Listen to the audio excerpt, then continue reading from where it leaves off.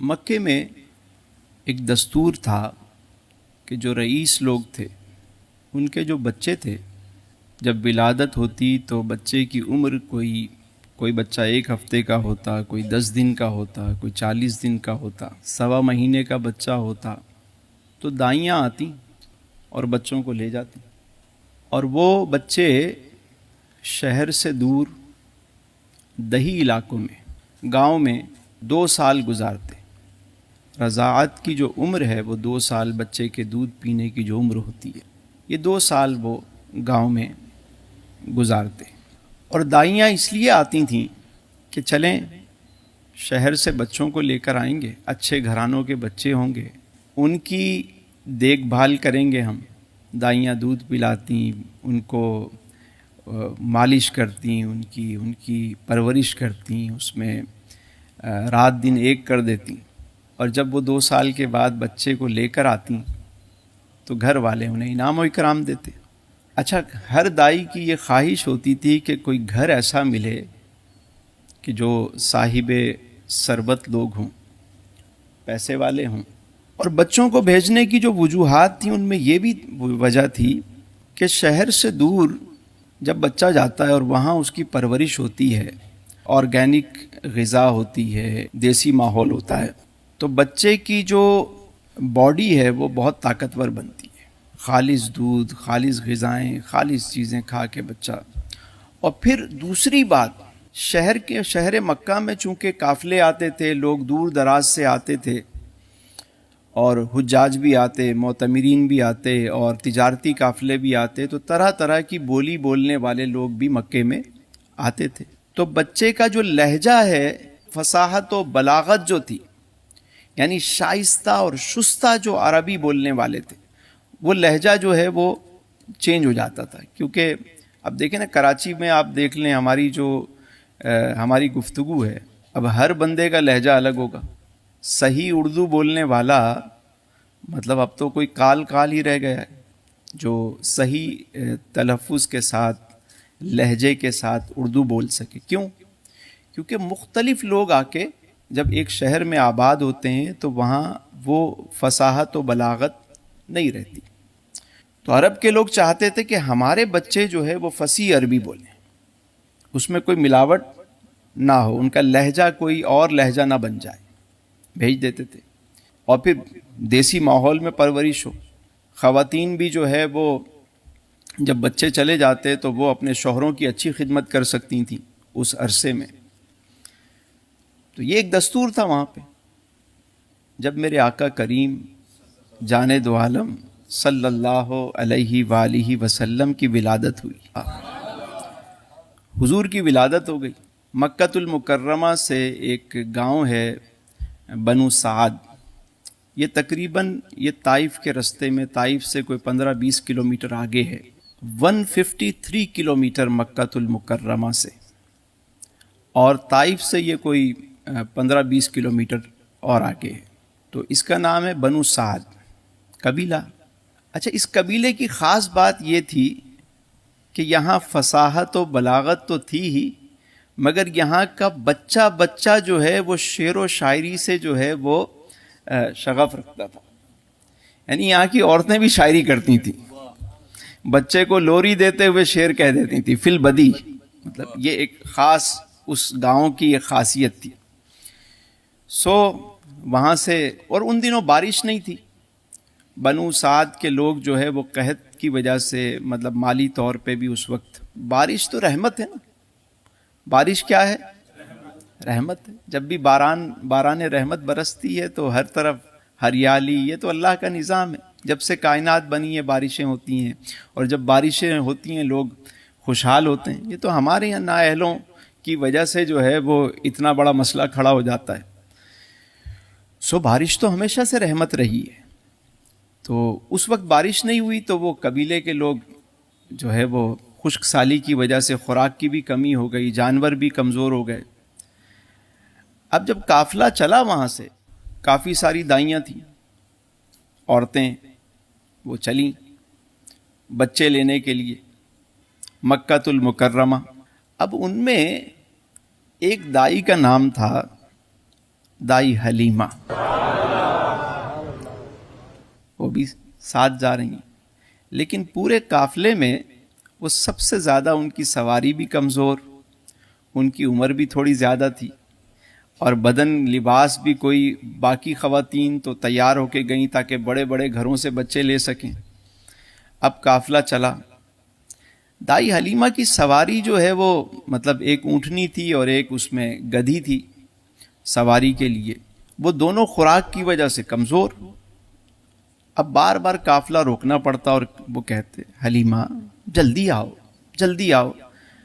وہ سواری ایسی تھی کہ دائی حلیمہ کو بسا اوقات اتر کے، مطلب سواری بوجھ نہیں اٹھا پاتی تھی تو اتر کے اس کو لے کے چلنا پڑتا تھا، اور قافلے سے ملتی، پھر قافلے والے بڑے پریشان کہ یہ اب آ بھی گئی ہے اور گاؤں کی ہے، اب کیا کریں، اب مطلب خیر مکہ المکرمہ پہنچ گئے۔ دائیاں پہلے جیسے مکہ قریب آیا تو باقی دائیوں نے اسپیڈ بڑھا دی، بڑے بڑے گھروں میں چلی گئیں، اور جا کر انہوں نے، جب وہ ان کو پتہ چلا کہ بی بی آمنہ کے گھر بھی ایک بچہ ہے، مگر وہ بھی بہت سمجھ بوجھ والی ہوتی، کسی نے کہا کہ یتیم بچہ ہے۔ کیا کہا؟ بچہ ہے لیکن لڑکا ہے لیکن یتیم ہے۔ اب وہ سب وہاں سے بغیر دیکھے ہی کوئی نہ کوئی بہانہ کر کے بڑے بڑے گھروں کی طرف روانہ۔ دائی حلیمہ بھی مختلف گھروں میں گئیں، لیکن انہوں نے ان کی خستہ حالی اور ان کی اپنی حالت دیکھ کے انہوں نے منع کر دیا دوسری دائیوں کو۔ اب شام ہو گئی، ساری دائیاں بچے لے کر جہاں انہوں نے پڑاؤ ڈالا ہوا تھا وہاں بچے لے کر آ گئیں۔ دائی حلیمہ کو کوئی بچہ نہ ملا اور آپ مکے میں گھوم رہی ہیں۔ اتنے میں حضرت عبد المطلب سے آپ کی ملاقات ہو گئی۔ جناب عبد المطلب آپ کے دادا جو ہیں، انہوں نے پوچھا مائی کیا نام ہے تمہارا؟ کہنے لگی میرا نام حلیمہ ہے اور میں قبیلہ بنو سعد سے ہوں۔ حضرت عبد المطلب نے جو بات کہی وہ بڑی شاندار، فرمایا ماشاء اللہ، حلم بھی ہے اور سعادت بھی ہے۔ یعنی قبیلہ بنو سعد سے وہ سعادت اور حلیمہ سے حلم کا، واہ کیا خوب۔ فرمانے لگے کہ میرا ایک پوتا ہے، والد اس کے نہیں ہے، اگر تم چاہو تو اس بچے کو لے جا سکتی ہو۔ حلیمہ کہنے لگیں اپنے شوہر سے ذرا مشورہ کر لوں۔ ان کے شوہر حارث کے پاس گئیں، کہنے لگیں کہ مجھے ابھی بچے کو دیکھا نہیں ہے۔ شوہر سے اجازت لینے گئیں کہ بچہ یتیم ہے اور میں یہ چاہتی ہوں کہ خالی ہاتھ نہ جاؤں، مجھے اچھا نہیں لگ رہا کہ میں خالی ہاتھ جاؤں، خالی ہاتھ جانے سے بہتر ہے کہ ہم اسی یتیم بچے کو نہ لے چلیں ساتھ۔ شوہر کہنے لگا کہ مجھے بھی یہی معلوم ہوتا ہے، ایسا ہی کرنا چاہیے۔ اب وہ اس بات پہ راضی ہوئیں اور حضرت عبد المطلب کے پاس آئیں، کہا کہ چلیے ہم بچے کو لے جاتے ہیں۔ قسمت دیکھیے، قرآن کریم سورہ بقرہ میں اللہ تعالیٰ ارشاد فرماتا ہے کہ بسا اوقات، جس کا مفہوم یہی ہے کہ بسا اوقات تمہیں کوئی چیز بری لگ رہی ہوتی ہے، ممکن ہے وہ تمہارے حق میں بہتر ہو، اور بسا اوقات تمہیں کوئی چیز اچھی لگ رہی ہوتی ہے، ممکن ہے وہ تمہارے لیے بہتر نہ ہو، اور اللہ جانتا ہے تم نہیں جانتے۔ ٹھیک۔ اب دیکھیے، دائیاں تو یہ سمجھ رہی تھیں کہ جو مالدار گھرانے ہیں ان کا بچہ لے جائیں گے تو مال ہی مال ہوگا، مال والے مال لے گئے اور محبت والے آمینہ کے لال کو لے گئے۔ تو قسمت کے سودے ہیں نا، کسے کیا ملے، جسے چاہا اپنا بنا لیا، جسے چاہا در پہ بلا لیا۔ یہ بڑے کرم کے ہیں فیصلے، یہ بڑے نصیب کی بات ہے۔ اب دائی حلیمہ چلی، حضرت عبد المطلب لے کر گئے بی بی آمنہ کے گھر۔ حضرت بی بی آمنہ سلام اللہ علیہا نے آپ کو ویلکم کیا، اندر سلام کیا، اندر بلایا اور پھر کمرے میں لے کر گئی۔ اب دائی حلیمہ جو بیان کرتی ہیں وہ سنیے۔ کہتی ہیں جیسے ہی میں اندر گئی تو میں نے دیکھا کہ ایک بچہ جو ہے وہ ایک پنگھوڑے میں بچہ لیٹا ہوا ہے اور دودھ کی طرح سفید، خوبصورت آنکھیں، کشادہ پیشانی، کشادہ چہرہ. کہنے لگیں کہ جیسے ہی میری نظر پڑی تو پھر وہ نظر ہٹنے کا نام نہیں لے رہی تھی. اور پھر بے تاب ہو کے دائی حلیمہ نے میرے آقا کریم کی پیشانی کا بوسہ لے لیا. اور جیسے ہی دائی حلیمہ نے بوسہ لیا میرے سرکار نے آنکھیں کھول دی اور آنکھیں کھول کے میرے حضور مسکرا دیے. گویا دائی حلیمہ نے یوں کہا ہوگا حضور کو دیکھ کر کہ مکھ چند بدر شاشانی ہے، متھے چمکے لاٹ نورانی ہے، کالی زلف تے اکھ مستانی ہے، مخمور اکھیں ہن مد بھریاں، اس صورت نو میں جان آکھاں کہ جانے جہان آکھاں، سچ آکھاں تے رب دی میں شان آکھاں، جس شان تو شانہ سب بڑیاں. سبحان اللہ ما اجملکا ما احسنکا ما اکملکا.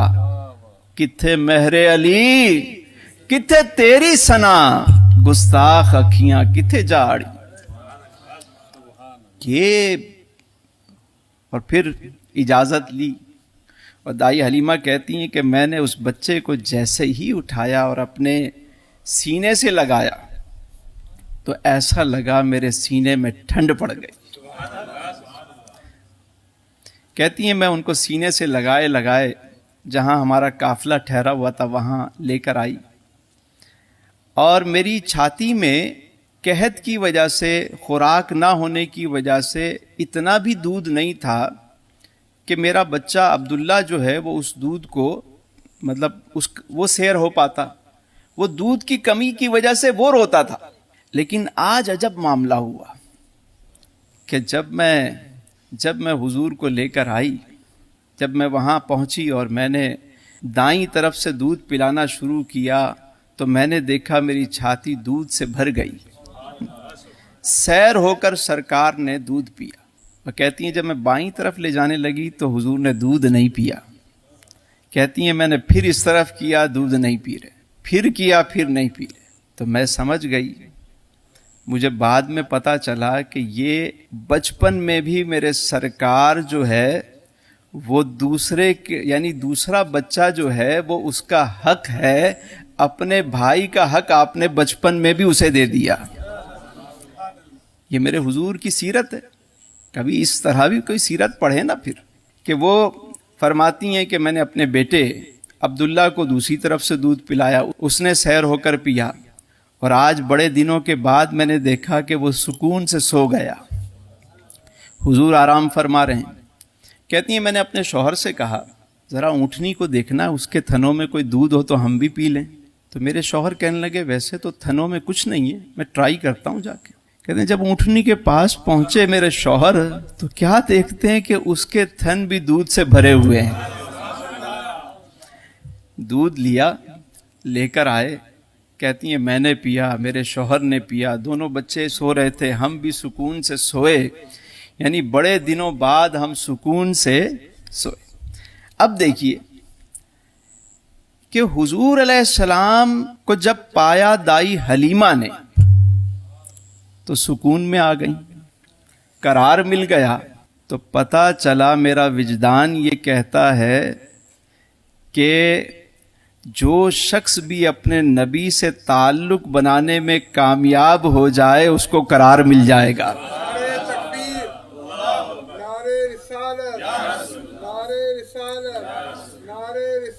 برکت مل جائے گی، رحمت ملے گی. تعلق بنا کے تو دیکھو. بعض لوگ کہتے ہیں ہم دین پہ چلیں گے بڑی مشکل ہوگی. دین تو بڑا مشکل ہے، حضور کی سیرت. میں نے کہا ہم آپ کی جو مشکلات ہیں، حضور نے آپ کی مشکلات کو آسان کرنے کے لیے تو اتنی ریاضتیں کی ہیں. مجھے آج کوئی ایک آدمی بتائیں جتنے بیٹھے ہیں، ہم میں سے کس نے پیٹ پہ پتھر باندھے آج تک؟ کس نے باندھے؟ کسی نے باندھے. ہم میں سے کس کو اتنا ستایا گیا کہ ہمارا جوتا لہو سے بھر گیا ہو؟ ہم دین پہ چلیں گے، دین بہت مشکل. بھائی کون سی مشکل آپ کو پیدا ہو رہی ہے؟ یہاں تو یہ حال ہے کہ حضور کے نام کا صدقہ ہے. ہم جیسے جو مطلب نہ عمل ہے نہ کوئی اور چیز ہے، ہم جیسا بندہ بھی جب یہاں بیٹھتا ہے اور حضور کا نام لیتا ہے، جب پانی مانگتے ہیں لوگ دودھ لے کر آتے ہیں، ہم چنے مانگتے ہیں لوگ بادام لے کر آتے ہیں. یہ اکرام، یہ تعظیم، یہ تو صرف نام لینے کی برکت ہے.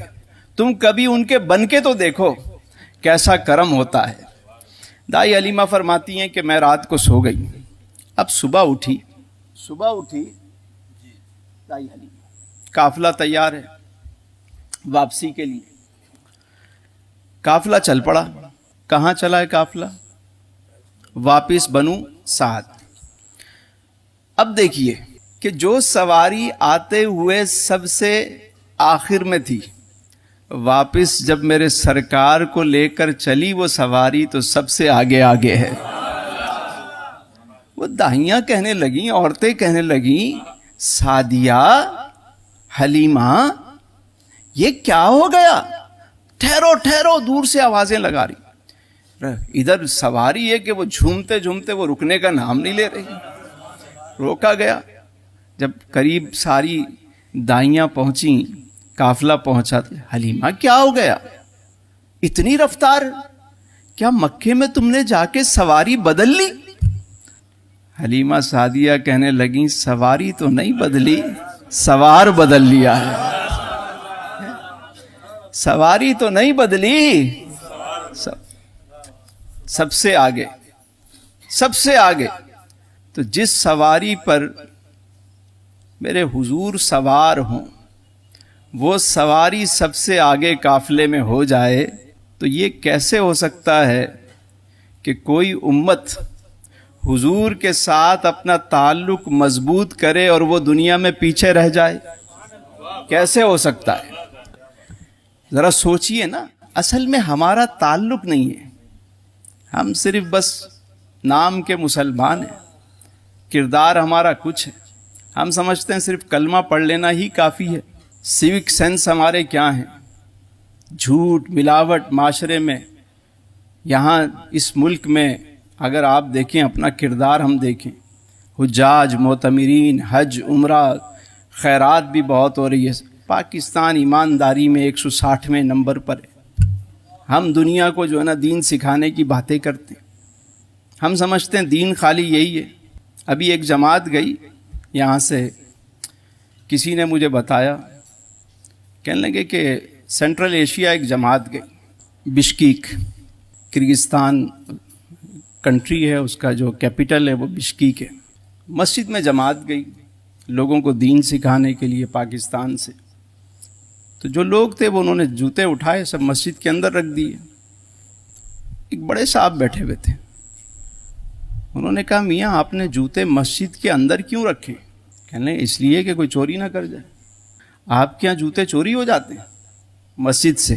کہا جوتے ہمارے یہاں تو نلکے لے جاتے ہیں. کہا اچھا. بڑے صاحب کہنے لگے میرا خیال یہ ہے کہ تبلیغ کی ضرورت پھر یہاں نہیں ہے. یہ میں کسی پہ اعتراض نہیں کر رہا، میرا مقصد کسی کی دل آزاری کرنا نہیں ہے. من حیث القوم اس میں ہم سب شامل ہیں. مطلب ہمارا جو حال ہے وہ سب کے سامنے ہے. ہم لوگوں کو ہمارا وہ تعلق اپنے نبی کے ساتھ وہ نہیں ہے. امتی تو وہ ہو کہ لوگ کہیں کہ جب امتی ایسا ہے تو نبی کیسا ہوگا. تو یہ کردار ہو. ہم سے تو گھر والے بیزار، پڑوسی بیزار، سارا زمانہ. ہم نے کبھی دین کو سمجھا ہی نہیں. اللہ اکبر. خیر موضوع کہیں اور چلا جائے گا. آج میں چاہتا ہوں ذرا محبت والی بات ہی رہے. تو دائی حلیمہ لے کر حضور کو اپنے قبیلے میں پہنچی، قبیلہ بنو سعد. یہاں تک تو بات ہو گئی. اب جب لے کر پہنچی تو قافلہ پہنچا تو رات ہو گئی. وہاں لوگوں نے گھروں میں آرام کیا. جب صبح ہوئی گاؤں کے لوگ جمع ہو گئے، قبیلے والے. کہنے لگے حلیمہ یہ بتا کہ تم مکے سے بہت زیادہ کوئی تیل لے کر آئی ہے کہ رات بھر تیرے گھر کا دیا روشن رہا. تو اپنے گھر کا چراغ بجھانا ہی بھول گئی۔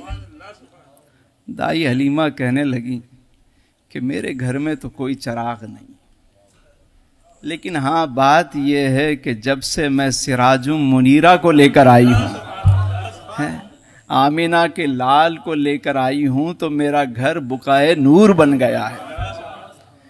شاید یوں کہا ہوگا کہ نور والا آیا ہے، نور لے کر آیا ہے، سارے عالم میں دیکھو کیسا نور چھایا ہے۔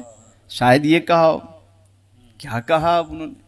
یہ تو محبت کی بات ہے کہ انہوں نے کہا بھائی چراغ تو کوئی نہیں، بس جب سے یہ بچہ میرے گھر آیا ہے میرا پورا گھر ہی روشن ہو گیا ہے۔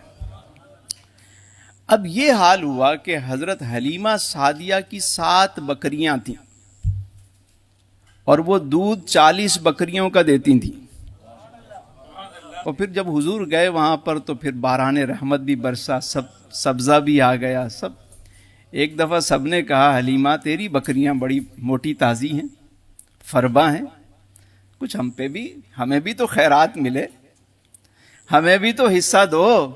تو پھر یہ طے پایا کہ جو تالاب ہے سید عالم صلی اللہ علیہ وسلم کے مبارک قدم اس میں مس کیے جائیں۔ جب وہ قدم مس کیے گئے اور سارے قبیلے کی بکریوں نے وہاں سے پانی پیا تو وہ بھی صحت مند ہو گئی، ساری صحت یاب، ساری برکت۔ اور پھر پورے قبیلے میں مشہور ہو گیا کہ حلیمہ بڑا برکت والا بچہ لے کر آئی ہے۔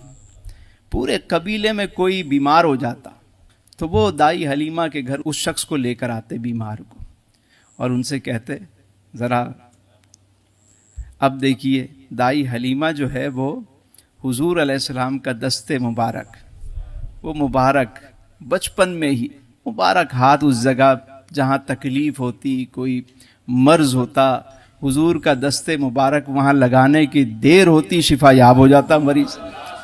یہاں تک کہ اونٹ، بکریاں، جانور لوگ لے کر آتے کہ یہ تکلیف میں بس ان کا دست مبارک لگا دیجیے۔ حلیمہ بھی سمجھ گئیں کہ اب تو وارے نہارے ہو گئے۔ ایک دفعہ ایسا ہوا، لیلۃ البدر ہے، 14ویں رات ہے، عربی میں ہمارے یہاں کیا کہتے ہیں؟ 14ویں رات کہتے ہیں، عربی میں کہتے ہیں لیلۃ البدر، 14ویں کی رات کو۔ دائی حلیمہ فرماتی ہیں کہ لیلۃ البدر ہے اور آسمان پہ چاند چمک رہا ہے، اور پنگھوڑے میں آمینہ کا لال لیٹا ہوا ہے، اور میں نے دیکھا حضور جو ہے وہ چاند سے کھیل رہے ہیں، اور چاند کھلونا بنا ہوا ہے۔ کیا چاند، اور امام بھی کیسے اس موقع پہ وہ بول اٹھے کہ چاند جھک جاتا جدھر انگلی اٹھاتے مہد میں، کیا ہی چلتا تھا اشاروں پر کھلونا نور کا، تو ہے عین نور تیرا سب گھرانہ، تیری نسل پاک میں ہے بچہ بچہ نور کا، تو ہے عین نور تیرا سب گھرانہ۔ اب دائی حلیمہ کہہ رہی ہیں لیلۃ البدر ہے، چاند چمک رہا ہے، اور وہ کبھی چاند کو دیکھتی ہیں، کبھی آمینہ کے لال کو دیکھتی ہیں، کبھی اسے دیکھتی ہیں، کبھی اسے دیکھتی ہیں، اور سوچتی ہیں کہ وہ حسین ہے یا یہ حسین ہے۔ پہلے ادھر، پھر ادھر، پھر ادھر، پھر ادھر، گویا یوں کہا ہوگا کہ چاند کی طرح ان کو ہم کہیں تو مجرم ہیں، کیونکہ ان کی چوکھٹ پہ چاند خود سوالی ہے۔ اور میرا تو وجدان یہ کہتا ہے کہ دائی حلیمہ نے یوں کہا ہوگا کہ دنیا تے آیا کوئی تیری نہ مثال دا، میں لب کے لے آواں کتھوں، ذرا مل کے پڑھیے، آج مزہ لیجئے شعر۔ دنیا تے آیا کوئی تیرے نہ مثال دا، دنیا تے آیا کوئی تیرے نہ مثال دا، میں لب کے لے آواں کتھوں سوہنا تیرے نال دا میں لب کے آواں کتھوں سوہنا تیرے نال دا دنیا تے آیا کوئی تیرے نہ مثال دا دنیا تے آیا کوئی تیرے نہ مثال دا چہرہ تیرا نور بردے ساری کائنات نو رب بھی سلام بھیجے کہ تیری ذات نو شہدائے زمانہ تیرے حسن و جمال دا شہدائے زمانہ تیرے حسن و جمال دا میں لب کے آواں کتھوں سوہنا تیرے نال دا دنیا تے آیا کوئی تیرے نہ مثال دا دنیا تے آیا کوئی تیرے نہ مثال دا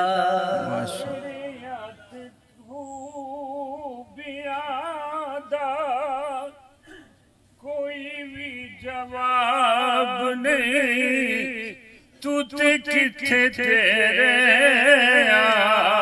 غلام دا جواب نہیں تو تے کتھے تیرے غلام دا جواب نہیں حورا نو تو روپ ونڈے حبشی بلال دا حورا نو تو روپ ونڈے حبشی بلال دا دنیا تے آیا کوئی تیری نا مثال دا مکے رہنے والیا مدینے اوڑ والیا ٹھڈ کھان والیا نو سینے لاؤن والیا ٹھڈ ٹھوکریں کھانے والے ٹھوکریں کھانے والے ٹھڈ بولتے ٹھڈ کھان والیا نو سینے لاؤن والیا تیرے باجو ڈگیا نو کوئی نہیں سوال دا دنیا تے آیا کوئی تیری ماشاءاللہ آج بھی بس تعلق جوڑنے کی دیر ہے فیض رسانی تو آج بھی ہو رہی ہے بس جذبہ فیض چاہیے فیض رسانی آج بھی ہو رہی ہے جذبہ فیض چاہیے ٹرانسمیٹر تو موجود ہے ریسیور کسی کے پاس ہو تو کام بنے آج بھی ہے یہ نصیب کی بات ہے حضور علیہ السلام تشریف فرما ہے ابو جہل سامنے رہ کے بھی فیض نہیں پا سکا کیونکہ ریسیور ہی نہیں تھا اس کے پاس جذبہ حسن طلب ہی نہیں تھی اس کے پاس جذبہ شوق ہی نہیں تھا اس کے پاس ابو لہب سگا چچا ہو کے بھی فیض نہیں پا سکا عبداللہ بن ابی سامنے دیکھتا تھا نمازیں پڑھتا تھا فیض نہیں پا سکا لیکن کوسوں میل دور بیٹھ کے حضرت اویس کرنی فیض پا گئے تو یہ نصیب کی بات ہے آج بھی اگر کسی امتی کا تعلق اپنے نبی کے ساتھ مضبوط ہو جائے کام بن جاتا ہے ان کے جو غلام ہو گئے وقت کے امام ہو گئے نام لیوا ان کے جو ہوئے اونچے ان کے نام ہو گئے واسطہ دیا جو آپ کا میرے سارے کام ہو گئے۔ اللہ تعالیٰ ہم سب کو آسانیاں عطا فرمائے، آسانیاں تقسیم کرنے کا شرف عطا فرمائے۔ اصل میں دل تو میرا چاہ رہا ہے، وقت کی پابندی یہ بھی سنت ہے، اور ایک مرتبہ ایسا ہوا کہ ایک شخص کی شکایت کی گئی حضور کی بارگاہ میں کہ فلاں شخص ہے یا رسول اللہ، وہ عشاء کی نماز بڑی لمبی پڑھاتا ہے۔ آپ علیہ السلام نے انہیں بلایا اور کہا کہ نماز لمبی کیوں پڑھاتے ہو؟ میں کہا حضور میرا دل چاہتا ہے کہ میں ذرا لمبی نماز، ہم لوگوں کو اللہ کے قریب کرتے ہیں، تم دور کرنا چاہتے ہو، نماز مختصر پڑھاؤ۔ یعنی وقت کی پابندی کی بڑی اہمیت ہے، دین کے اندر وقت کی پابندی ہے۔ اور محراب و منبر سے اگر وقت، پچھلی جمعرات ثنا خوانی زیادہ ہوئی، ہم نے گفتگو نہیں کی کہ گفتگو ضروری نہیں ہے، لیکن وقت کی پابندی کرنا یہ ضروری ہے۔ تو آپ بھی کوشش کیا کریں۔ عشاء کی جماعت آج کل 8:30 پونے 9 بجے ہو رہی ہے، نماز پڑھ کے آ جایا کریں۔ یہاں 9 بجے جماعت ہوتی ہے، اس کے بعد اتنی خوبصورت محفل ہوتی ہے گوشہ درود و سلام کی کہ مجھے تو پورا ہفتہ اس کا انتظار ہوتا ہے۔ اور آج یہ جو بہار نظر آ رہی ہے، میں یہ سمجھتا ہوں نہ مجھ میں کوئی کمال ہے، نہ مجھے بولنا آتا ہے، نہ میں کوئی مقرر ہوں، نہ کوئی مفتی ہوں، نہ کوئی ڈاکٹر ہوں۔ میں تو بس یہ درود پاک کی چادریں بچھاتے بچھاتے اللہ نے یہ سعادت عطا فرمائی ہے۔ تو ساری بہار یہاں درود کی ہے، بس ان سے نسبت کی وجہ سے سب کچھ ہو رہا ہے۔ تو آپ آیا کریں، گوشہ درود ہے ہمارا تو یہ مشن ہے کہ ہر گھر میں ایک گوشہ قائم ہو۔ یعنی ہماری یہاں ادارہ تسلیمیات کا جو مشن ہے وہ یہی ہے کہ ہر گھر میں ایک گوشہ درود و سلام قائم ہو۔ عشاء کے بعد گھر والے بیٹھیں، ایک ایک تسبیح درود کی پڑھیں، دعا کریں، دیکھیں گھر میں برکت کیسے ہوتی ہے۔ یہ درود بہت بڑا راز ہے۔ اللہ درود بھیجتا ہے محبوب پر، ملائکہ درود بھیجتے ہیں محبوب پر، اللہ درود بھیجتا ہے محبوب پر، ملائکہ درود بھیجتے ہیں۔ ایمان والے کو حکم دیا گیا، اب جب کوئی ایمان والا درود بھیجتا ہے تو وہ سنکرونائز ہو جاتا ہے، وہ اس دائرے کے اندر آ جاتا ہے، اور اس پہ کرم جو ہے وہ شروع ہو جاتا ہے۔